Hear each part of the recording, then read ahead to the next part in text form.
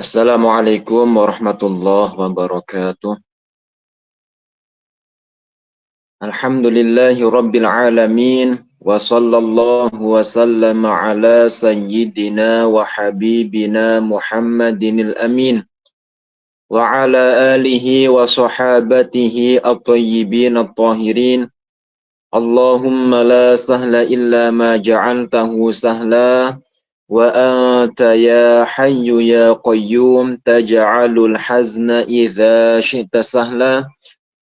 Allahumma razuqna daiman ikhlasan fin niyyati wal qawli wal amal wa na'udzu bika min hali ahlin nar. Allahumma 'allimna ma yanfa'una wanfa'na bima 'allamtana wa zidna ilma warzuqna fahman salima wanfa'na wanfa' binal umama. Amma ba'du, teman-teman kajian online peserta kajian online yang semoga senantiasa mendapatkan curahan rahmat dari Allah Subhanahu wa taala. Di awal kajian, mari hendaknya kita mengingatkan satu dengan yang lain, semata-mata kita menghadiri, semata-mata kita berkumpul, mengaji, hanya mengharapkan keridhaan, hanya mengharapkan balasan baik dari Allah Subhanahu wa taala. Dan yang kedua, silakan disiapkan kitabnya. Disiapkan kitabnya, buku catatannya, pena disiapkan, cari tempat yang nyaman, duduk di tempat masing-masing yang menurut kita nyaman. Atau barangkali ada yang nggak bisa ditinggalkan aktivitasnya ya. Bagaimana lagi? Sambil beraktivitas mendengarkan. Tapi kira-kira bisa fokus apa nah? Yang ngajinya sambil aktivitas. Yang mudah-mudahan tetap bisa fokus gitu ya. Silakan dibuka kitabnya. Segera kita lanjutkan materi. Kajian kitab Nurud Duja min aqidati a'immatil huda. Dan seperti biasa, sebelum kita melanjutkan materi, kita baca matan. Kita baca matan terlebih dahulu supaya semakin kuat hafalan yang sudah hafal dan semakin cepat hafal teman-teman yang sedang menghafal atau belum hafal. 6. Silakan dibuka kitabnya, matan halaman 6. Bismillahirrahmanirrahim. Alhamdulillahi wassalatu wassalamu ala Rasulillah. Wa ba'du, qala Allah ta'ala laisa kamitslihi syai'. Al-mahdudu 'inda ulama'it tauhid ma lahu hajmun saghiran kana aw kabira wal haddu 'indahum huwal hajmu in kana saghiran wa in kana kabira.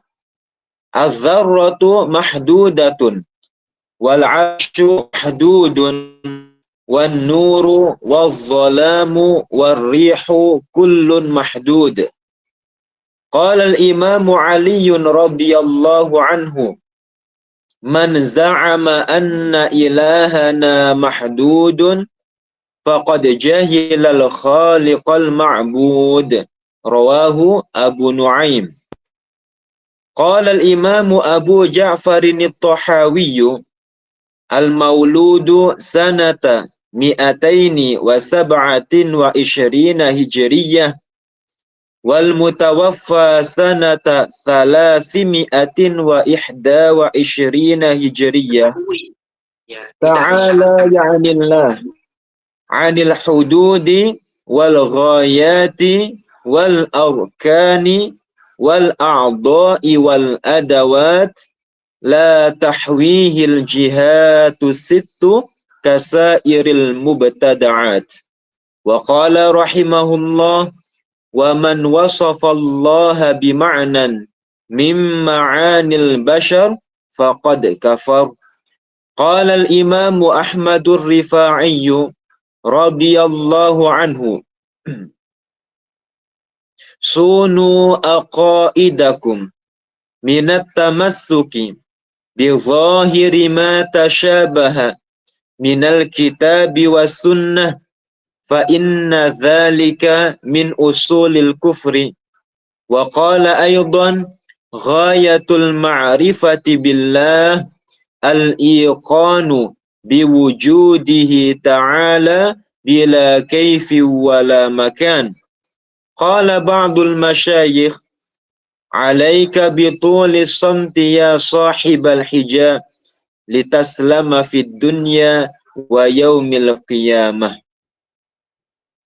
Nah, silakan dibuka halaman ke berapa? 29. Nah, 29 kita akan melanjutkan kajian kitab yang mungkin bisa dikatakan kitab yang sederhana di dalam fan akidah. Kitab yang ringkas, kitab yang dasar, bisa dibilang juga kitab yang dijadikan sebagai muqaddimah, jembatan untuk kita bisa melanjutkan kajian-kajian akidah di kitab-kitab yang lebih luas. Ini dasar yang menjembatani kita untuk apa? Untuk bisa mendapatkan ilmu akidah yang lebih luas di kitab-kitab ulama yang lain. Kitabnya kecil, Nurud Duja. Matannya saja paling 1 lembar. Kalau ditulis ya paling 1 halaman. Nah, ini ukuran berapa ini kalau di kitab? B5 ya. Kalau dituliskan di A4 ya paling 1 halaman. Itu matannya. Sedikit sekali. Kemudian syarahnya juga tidak terlalu banyak. Tapi perlu diingat bahwa kitab ini di dalamnya kaya dengan dalil, kaya dengan pokok prinsip akidah Ahlus Sunnah wal Jamaah. Maka dalam kita mengaji itu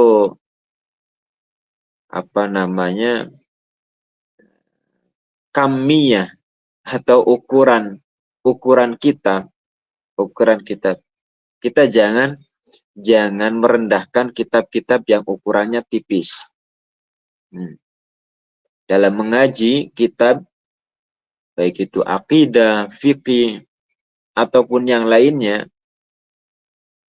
hendaknya kita tidak merendahkan kitab-kitab yang ukurannya tipis. Paling hanya halaman atau kertasnya tidak sampai ratusan, bahkan di bawah 50. Kita jangan meremehkan. Kemudian di sisi lain kita tidak semestinya kaget. Apa kagetan itu? Cepat takjub. Dikit-dikit takjub. Dalam hati cepat takjub dengan ukuran kitab yang luar biasa sampai berjilid-jilid. Kenapa saya katakan ini? Karena tidak sedikit kitab-kitab yang ukurannya besar, yang berjilid-jilid, tapi yang diharapkan bisa menjadi pencerahan, bisa menjadi pemandu seseorang mendapatkan kebaikan, malah yang ada apa? Malah menyesatkan orang.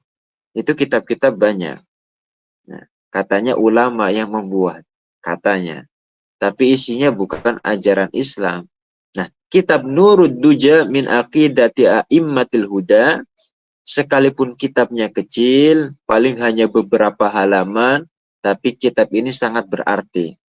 Kitab ini sangat membantu kita para pelajar untuk lebih memperkuat prinsip dasar-dasar keaswajaan kita, memperkuat akidah kita. Ini di kitab Nurud Duja itu sangat ditekankan. Prinsip-prinsip keaswajaan khususnya dalam akidah, itu benar-benar apa? Dibentuk. Betul-betul dibentuk. Mungkin teman-teman merasa dari awal ini udah lebih dari setengah kan pembahasan kita. Dari awal sudah kita terasa arah kitab Nurud Duja itu seperti apa. Dibentuk kita. Jadi seseorang yang kuat di dalam akidah, yang cara berpikirnya itu kuat, hatinya tidak cepat goyah lagi, udah kokoh dia. Ini kitab keberkahan dari kitab Nurud Duja min aqidati a'immatil huda. Nah, silakan dibuka kitabnya halaman 29. Nah, kita akan masuk tentang pembahasan hadis nuzul. Hadis nanti kita baca bersama. Ada kemarin apa? Kemarin baru kita membahas tentang hadis jariyah. Nanti ada yang akan datang yang malam ini insya Allah kita bahas hadis nuzul. Nah, Bismillahirrahmanirrahim. Qala al-muallifu rahimahullahu rahmatan wasi'ah. Wa nafa'ana bihi wa bi'ulumihi wa bi barakatihi wa amaddana bi amdadihi. Wa kalladhi yufassiru haditha Rasulillahi sallallahu alaihi wasallam yanzilu rabbuna tabaraka wa ta'ala kulla laylatin ilas sama'id dunya hina yabqa thuluthul layli al-akhiru yaqulu may yad'uni fa astajiba lahu may yas'aluni fa u'tiyahu may yastaghfiruni fa aghfiralah. Wa kalladhi, dan seperti orang, wa kalladhi, dan seperti orang yufassiru, yang menafsirkan haditha Rasulillah, hadisnya utusan Allah Muhammad Rasulullah. Ada hadis berbunyi yang zilu rabbuna tabaraka wa ta'ala kulla laylatin ilas sama'id dunya ila akhirih. Nah, ini yang barusan kita baca, yanzilu rabbuna. Nah, karena ada kata yanzil. Yanzil. Yanzil biasanya artinya apa? Turun. Yanzil. Yanzilu, turun. Ini kalau diartikan secara harfiah, bahaya. Nanti akan mengartikan, akan mengatakan yanzilu, turun, Rabbuna, Tuhan kami. Tabaraka wa ta'ala kulla laylatin ilas sama'id dunya, setiap malam di langit dunia. Itu kalau diartikan secara harfiah. Tapi ingat, hadis nuzul itu tergolong sebagai hadis yang mutasyabih. Hadis nuzul, ingat-ingat ini, seperti halnya hadisul jariyah, adalah hadis yang tergolong sebagai hadis apa? Mutasyabih. Apa hadis mutasyabih? Seperti hanya ayat mutasyabihat. Hadis yang secara lahirnya mempunyai arti seakan-akan Allah Ta'ala serupa dengan makhluknya. Seakan-akan. Lahiriahnya seperti itu. Tapi apa? Apakah kita memahami hadis, memahami ayat mutasyabihat dengan memakan mentah-mentah lahiriahnya? Tidak. Sebagaimana matan di syarah ini kan dijelaskan. Apa yang dikatakan oleh Imam Ahmad Ar-Rifai? Sunu aqaidakum minat tamassuki bizahiri ma tashabaha minal kitabi was sunnah fa inna dzalika min usulil kufri. Sunu aqaidakum, jagalah oleh kalian. Sunu, jagalah oleh kalian. Aqaidakum, keyakinan-keyakinan kalian. Akidah-akidah, kepercayaan-kepercayaan kalian. Jangan sampai kepercayaan yang benar, yaitu apa diantaranya? Kita mempercayai Allah Ta'ala pencipta segala sesuatu. Kita meyakini Sang Pencipta mustahil dengan ciptaannya. Allah Ta'ala tak serupa dengan makhluknya. Allah Ta'ala tak berhajat kepada makhluknya. Ini keyakinan nih, aqaid. Nah, keyakinan ini harus kita jaga. Jangan sampai rusak. Disebabkan apa? Bitamassuki bidhahiri ma tashabaha minal kitabi was sunnah. Dengan berpegang teguh, dengan apa? Memahami ayat-ayat mutasyabihat dan hadis-hadis mutasyabih secara lahiriahnya. Ya tadi, ada yang zilu diartikan turun. Siapa yang turun? Allah katanya. Ini apa? Termakan dengan lahiriah. Memaknai secara harfiah. Memaknai secara lahiriah. Padahal sudah dilarang oleh Imam Ahmad Ar-Rifai. Sunu aqaidakum minat tamassuki bi dhahiri ma tashabaha minal kitabi was sunnah. Apa? Kenapa harus dihindari hal-hal itu? Fa inna dzalika min usulil kufri. Karena hal itu semuanya memahami secara harfiah, memahami secara lahiriah min usulil kufri.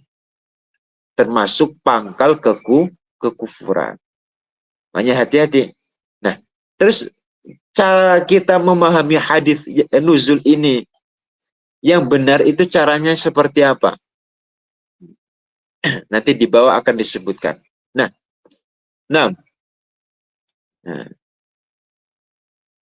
Wa kalladzi, dan seperti orang yufassiru yang menafsirkan atau menafsiri haditha Rasulillah yanzilu Rabbuna tabaraka wa ta'ala kulla laylatin ila sama'id dunya hina yabqa thuluthul laylil akhir yaqulu man yad'uni fa astajiba lahu man yas'aluni fa a'tiyahu man yastaghfiruni fa aghfiralah.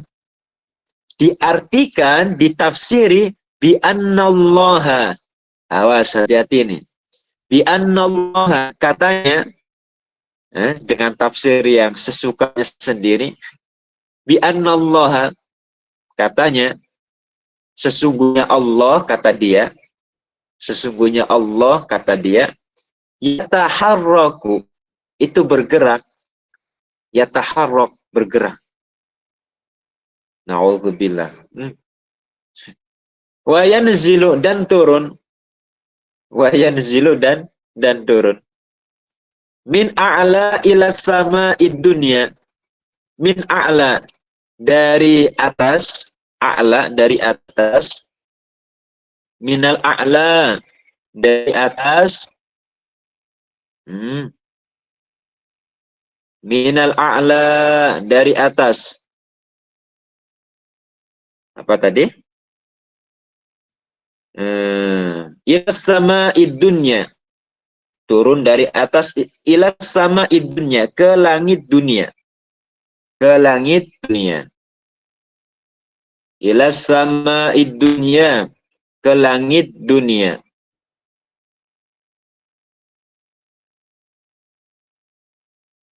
Ila sama'id dunya, ke langit dunia. Fayamkuthu, kemudian ia menetap, katanya. dari langit, dari atas turun ke langit dunia, kemudian menetap fiha di dalamnya. Fiha di dalamnya. Menetap di mana? Di langit. Hattal fajri, sampai pagi. Hattal fajri. Udah aneh-aneh saja keyakinan Wahhab ini. Hattal fajri, sampai pagi. Thumma yas'adu. Thumma yas'adu. Kemudian naik. Udah siang, naik lagi. Thumma yas'adu, kemudian naik ilal arsy, ke arsy. Dari atas turun ke langit dunia sampai pagi, kemudian apa? Naik lagi ke atas ke arsy. Dia mengatakan seperti itu. Ini contoh orang yang menafsirkan hadis, menafsirkan Al-Quran biro'yihi, dengan angan-angannya sendiri. Dalam sebuah hadis, orang yang seperti ini, falyatabawwa maq'adahu minan nar.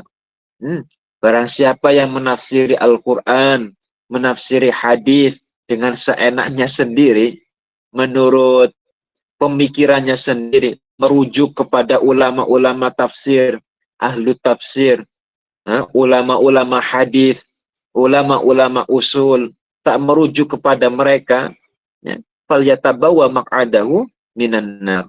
Maka bersiap-siaplah, tempat duduknya kelak di akhirat adalah neraka. Itu ancaman bagi orang yang seenaknya sendiri menafsiri hadis ataupun Al-Quran. Nah, lantas apa hukum dia yang menafsiri hadis nuzul dengan demikian? Fahuwa kafirun. Fahuwa kafirun. Fahuwa maka adapun allazi, orang yang menafsiri, kan di atas tadi wakallazi yufassiru, ya kan? Fahuwa maka adapun hukum allazi yufassiru, orang yang menafsiri, itu kafirun, keluar dari Islam. Kafirun itu keluar dari Islam. Kenapa keluar dari agama Islam? Ya jelas, dia sudah takzib, sudah mendustakan Al-Quran. Dari mana dia mendustakan Al-Quran? Banyak. Al-Quran menyatakan fala tadribu lillahil amsal. Ay la taj'alu lillahil amsal. Janganlah kalian menjadikan sekutu-sekutu, perumpamaan, keserupaan bagi Allah Ta'ala. Larangan keras itu. Larangan keras dari Al-Quran. Fala tadribu. Larangan keras, tapi malah dilanggarnya. Iya, kalau tidak ada kaitannya dengan keimanan, itu tidak sampai merusak keimanan. Tapi larangan ini sangkut pautnya dengan keimanan, asluddin, ya, pokok agama, keimanan. Kok malah dilarangnya, dilanggarnya? Konsekuensinya apa? Keluar dari agama Islam. Iman sah, dia wajib mengucapkan 2 kalimat syahadat kembali untuk kembali ke jalan yang benar, yaitu memeluk agama Islam. Bisa dipahami ya? Terus, wal ajabu min haula'i kal wahabiyyati alladzina ya'taqiduna anna Allah biqadril arsy. Wal ajabu, dan anehnya, min haula'i, dari mereka, dan anehnya dari mereka, orang-orang musyabbihah, orang-orang musyabbihah.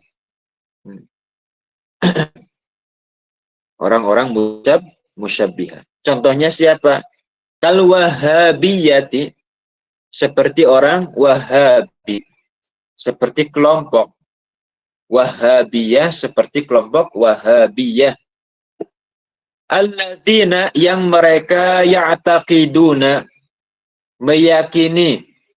Orang Wahabi ini, kelompok Wahabiyah ini meyakini annallaha, katanya sesungguhnya Allah biqadril arsy, itu seukuran arsy, sama persis.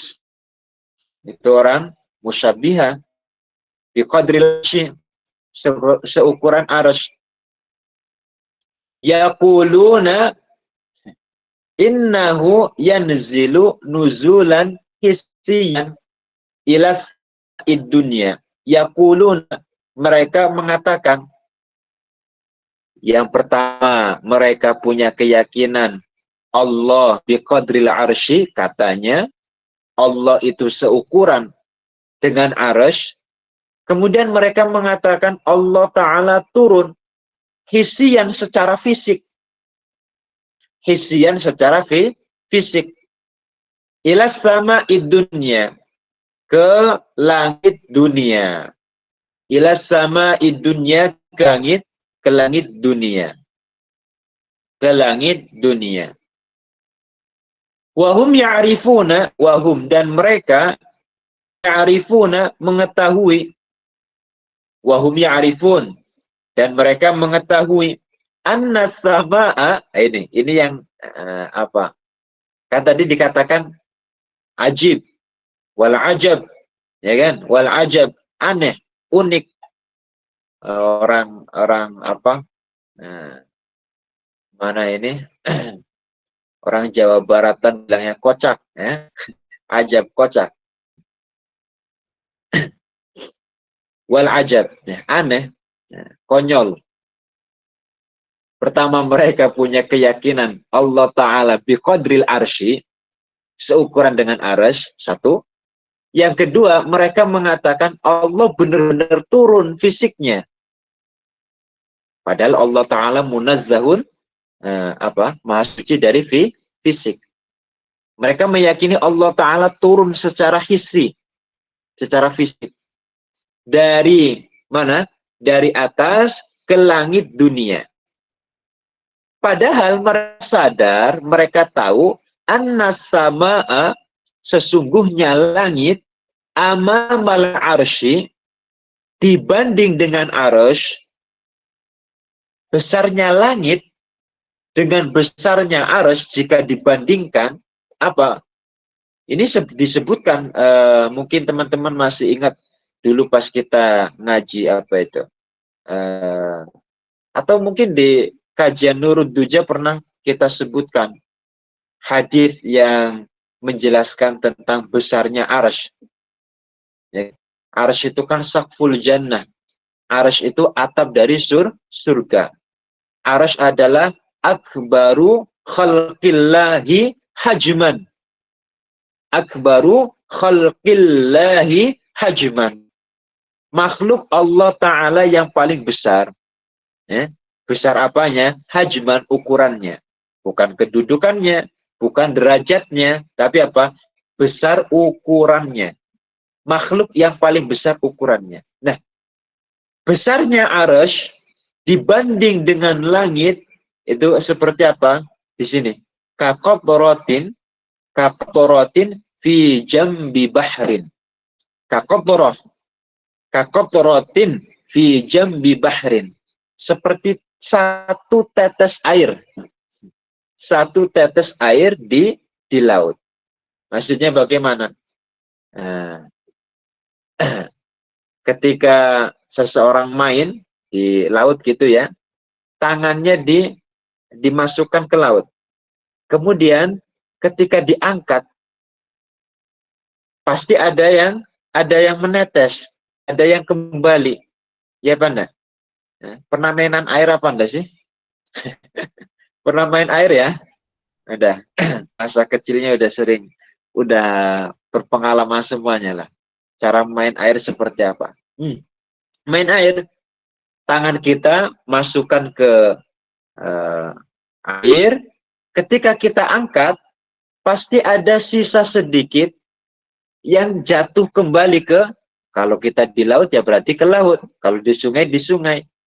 Nah, seperti itulah perumpamaan perbandingan antara besarnya arsy dibanding dengan besarnya apa? Langit. Yang menetes tadi, yang tetesan tadi itu bagaikan langit. Lautnya bahar itu bagaikan arsy, tidak sebanding. Gak ada apa-apanya langit dibanding arsy besarnya, gak ada apa-apanya. Bisa dipahami ya? Ini logikanya kacau. Pertama, katanya tadi Allah Ta'ala menurut mereka, orang-orang Wahabi atau orang-orang Musyabihah, katanya biqadril arsy. Seukuran dengan arsy. Sama persis. Seukuran dengan arsy. Sama persis. Kemudian di sisi lain, mereka mengatakan Allah Ta'ala turun. Allah Ta'ala itu tuh turun. Entah dari mana, dari arsy atau dari mana, pokoknya dari atas. Pokoknya dari atas. Tapi seringkali mereka itu menetapkan Allah Ta'ala bersemayam di atas arsy kan. Ya. Mereka seringkali menetapkan Allah Ta'ala bersemayam di atas arsy. Andaikan iya. Na'udzubillah. Berarti dengan dia mengatakan Allah Ta'ala turun dari atas ke langit dunia, secara tidak langsung mengatakan apa? Allah Ta'ala memperkecil diri. Paham apa Anda ini? Seperti karet. Allah Ta'ala memperkecil diri. Yang tadinya besar, sebesar arsy, arsy sama langit kan jauh lebih besar arsy. Jauh lebih besar arsy. Kalau dikatakan Allah Ta'ala turun dari arsy atau dari arah atas, ya mestinya memperkecil diri lah. Memperkecil diri. Karena apa? Langit tidak sebesar arsy. Ini kita ngikut arahnya mereka dulu. Jangan salah paham. Kita ngikut pemikirannya mereka. Supaya mereka, orang-orang musyabihah tersadarkan. Ya. Lah kalian masa yang meyakini Allah Ta'ala bisa besar, kadang besar, kadang kecil. Kalau di atas nanti besar. Kalau di langit nanti kecil. Nah, ini jenis makhluk apa yang semacam ini? Masa ya ada khalik seperti itu? Masa ya Allah Ta'ala seaneh itu? Nah, akal yang normal nggak bakal menerima. Ya, bisa dipahami ya? Akal yang normal, akal yang sehat, nggak bakal menerima kekacauan akidah yang seperti itu. Kecacatan akidah yang seperti itu. Akal lu sudah nggak nerima. Bisa dipaham nggak? Bisa ya? Ini coba mana ini? Ini udah berapa menit? Hampir setengah jam. Bisa dipaham apa enggak ini? Bisa ya? Bisa, Ustaz. Ada kamar dia? Ada, Ustaz. Suara saya jelas kamar dia? Sangat jelas, Ustaz. Alhamdulillah. Alhamdulillah. Soalnya HP-nya bagus-bagus, jadi suaranya jelas. Ya. Insyaallah. Kemudian ada yang manggil saya.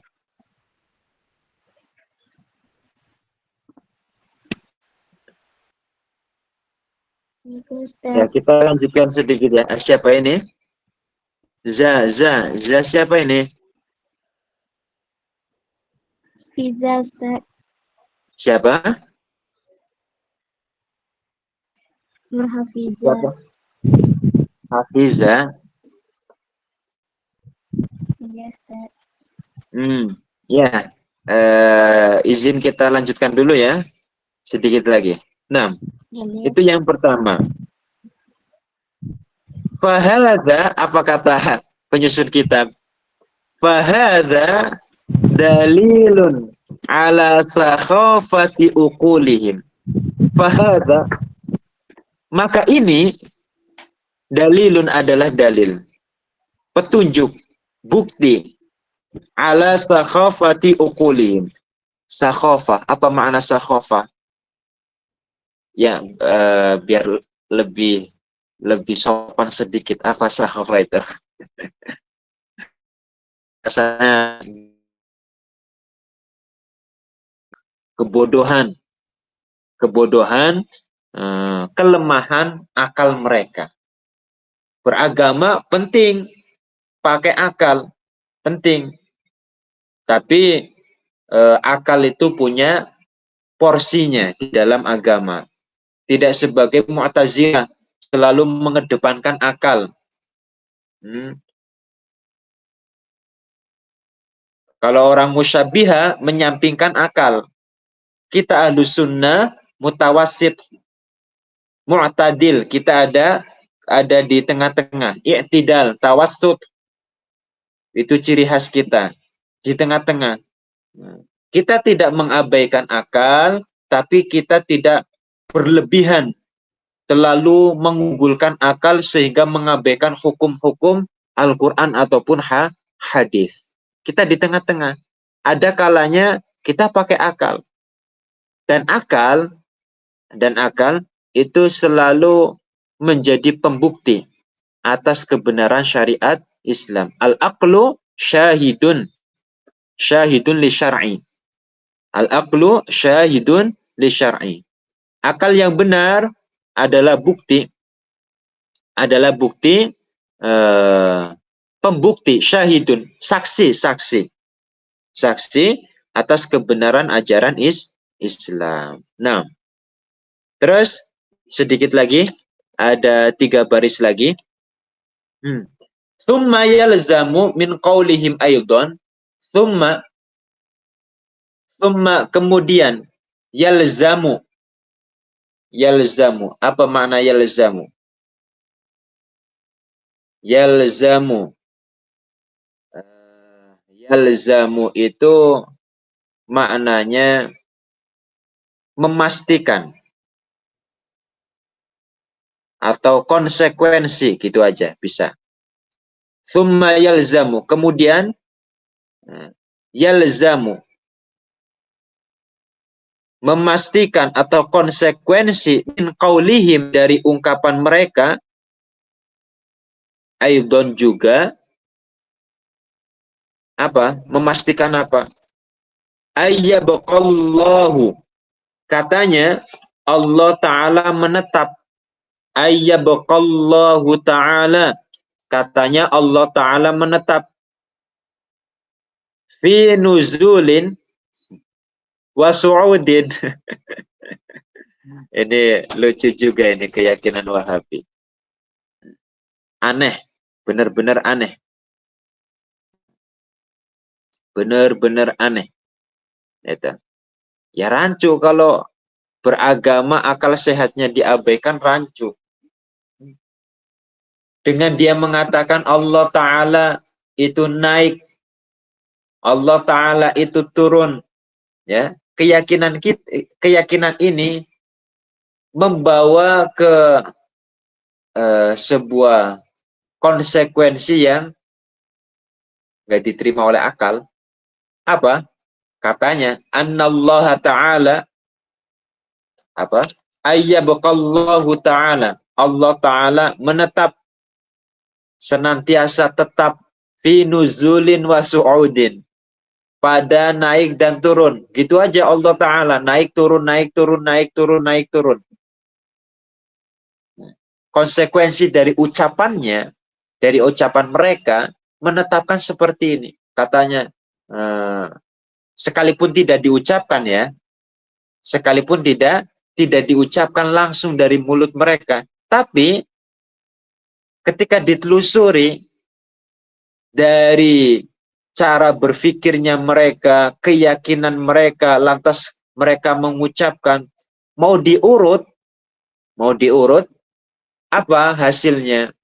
Mereka menetapkan Allah Ta'ala naik dan turun, naik dan turun, naik dan turun, terus seperti itu. Nah, seperti itu.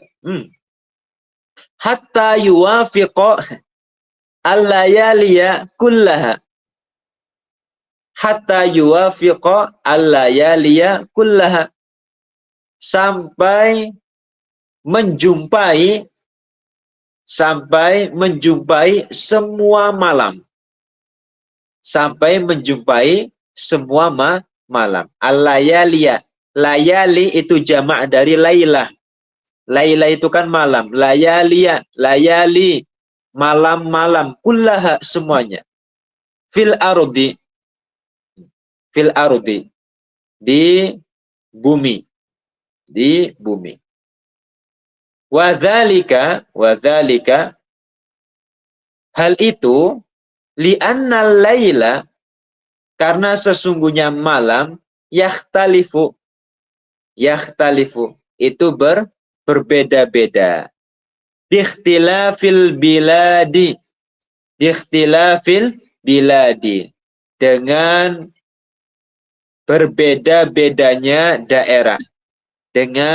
berbeda-bedanya daerah. Wa hadza dalilun akharu ala sakhafati uqulihim. Wa hadza, dan ini dalilun akhar, bukti yang lain, bukti akharu yang lain, ala sakhafati uqulihim, atas apa? Kelemahan akal mereka. Atas kebodohan akal mereka. Ya. Lah kalau dikatakan Allah Ta'ala turun di sepertiga malam, setiap di sepertiga malam Allah Ta'ala turun dari atas ke bumi, dari arasy atau dari langit ke bumi, ke langit langit dunia, dari atas turun, dari atas turun ke bawah. Katanya di setiap sepertiga malam. Sekarang emang sepertiga malam di bumi ini semua waktu sama? Kan tidak. Sekarang di sini di Indonesia baru jam berapa? 8:30. Baru jam 8:30. Di Arab Saudi sana waktunya apakah sama? Kan beda. Selisih berapa jam itu? Di sini dengan di Inggris waktunya beda. Di Perancis beda lagi. Jangankan dengan di luar negeri. Kita saja sesama Indonesia, sama-sama di Indonesia, waktunya beda-beda. Nah, kita sama Mbak Nafisa, itu waktunya selisih berapa menit itu? 1 jam ya Mbak Nafisa ya? Ada Mbak Nafisa?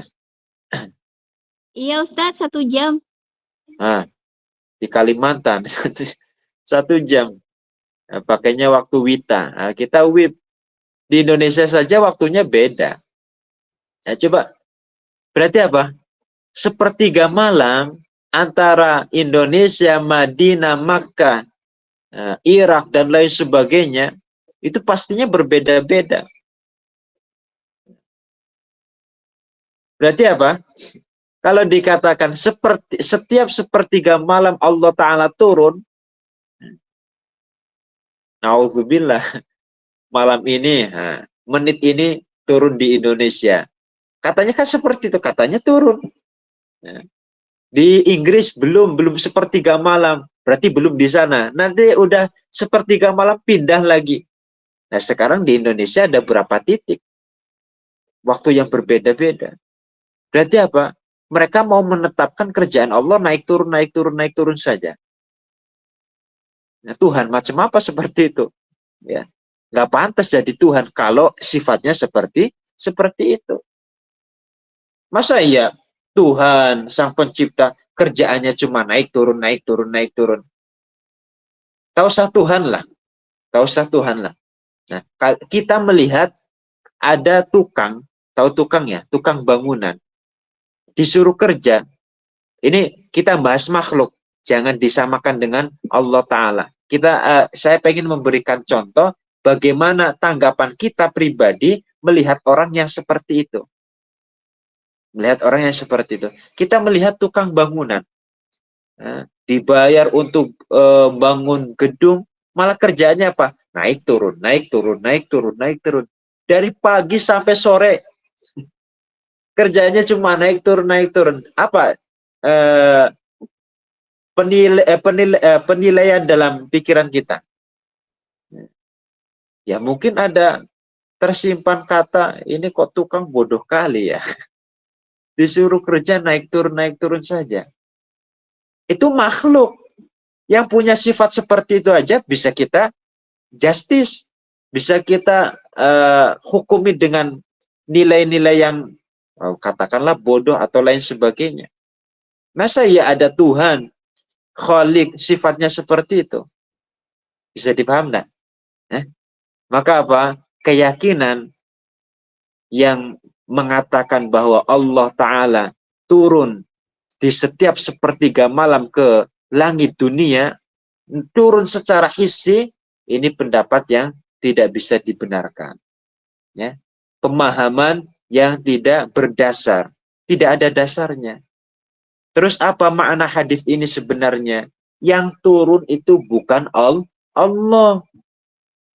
Karena dengan mengatakan Allah Ta'ala turun, berarti sama saja sudah menetapkan Allah Ta'ala bertempat. Allah Ta'ala nggak bertempat. Tidak di atas, tidak di bawah. Allah Ta'ala tak bertempat. Terus yang turun siapa Ustaz?